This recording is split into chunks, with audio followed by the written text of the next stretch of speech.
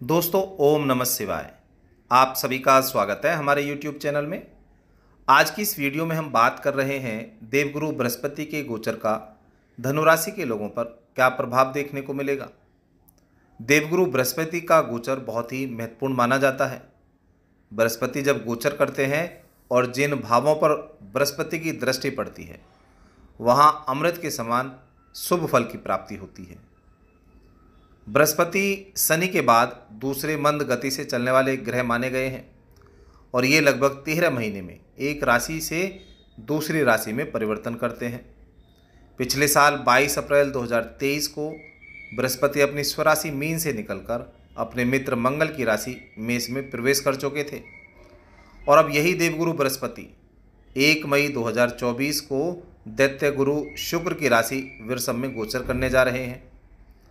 गुरु का यह गोचर 1 मई को दोपहर 2:29 पर होगा और इस गोचर के 2 दिन बाद ही यानी 3 मई को रात 10:08 पर देवगुरु बृहस्पति अस्त अवस्था में चले जाएंगे और ये यहाँ अगले 1 महीने तक होंगे, यानी 3 जून 2024 की सुबह 3:21 पर अस्त अवस्था से उदय अवस्था में आ जाएंगे।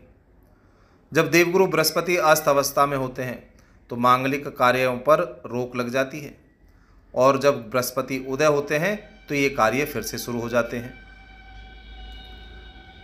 वृषभ राशि में विराजमान रहकर बृहस्पति 9 अक्टूबर 2024 को सुबह 10:01 पर वक्री अवस्था में आ जाएंगे, यानी उल्टी चाल से चलने लगेंगे और देवगुरु बृहस्पति की यह चाल अगले साल 4 फरवरी 2025 की दोपहर 1:46 तक रहेगी। बृहस्पति को शुभ और वृद्धि कारक ग्रह कहा जाता है और जिन जिन भावों पर बृहस्पति की दृष्टि पड़ती है उन भावों की ओर शुभ दृष्टि और उनसे संबंधित फलों की वृद्धि करते हैं। देवगुरु बृहस्पति आपके चतुर्थ भाव के स्वामी हैं और छठे भाव में ये गोचर कर रहे हैं, तो ऐसे में खर्चों में बढ़ोतरी होने के संकेत दिखाई दे रहे हैं। आपको अपनी स्वास्थ्य समस्याओं के प्रति भी सावधानी रखनी होगी क्योंकि इस दौरान आपको बीमार होने के योग बन सकते हैं। राशि स्वामी का छठे भाव में जाना कोर्ट या कचहरी के मामले में व्यस्तता दिखाएगा। ऐसे किसी मामले में यदि आप पहले से ही लगे हुए हैं तो इस दौरान आपको ज़्यादा ध्यान रखना होगा और धन खर्च भी करना पड़ सकता है। यदि किसी बैंक से लोन लेना चाहते हैं तो इस अवधि में लोन मिलने की पूरी संभावना होगी। बृहस्पति आपकी नौकरी में अच्छी स्थितियों को निर्मित करेंगे, लेकिन विरोधी सक्रिय होंगे, आपको परेशान कर सकते हैं, तो ऐसे में अपने विरोधियों से 2 कदम आगे की सोचना होगा। छठे भाव में स्थित होकर देवगुरु बृहस्पति अपनी पंचमी दृष्टि से आपके 10वें भाव को, 7वीं दृष्टि से आपके 12वें भाव को और 9वीं दृष्टि से आपके दूसरे भाव को देखेंगे और जिन जिन भावों पर दृष्टि होगी उन भावों पर बड़े अच्छे परिणाम आपको दिखाई देंगे। द्वितीय भाव पर दृष्टि होगी 9वें भाव से, यानी 9वीं दृष्टि, तो ऐसे में धन का अभाव नहीं होगा, धन कमाएंगे, स्थिति मजबूत होगी, लेकिन खर्चे बढ़ेंगे, खर्चों पर ध्यान रखना होगा। सप्तम दृष्टि 12वें भाव पर होगी, यानी विदेशी स्रोतों से धन आगमन हो सकता है, विदेश जाने का ऑफर आपको मिल सकता है। और 5वीं दृष्टि 10वें भाव पर होगी, यानी कैरियर और व्यवसाय के भाव पर। कैरियर और व्यवसाय में अच्छी उन्नति देखने को मिलेगी।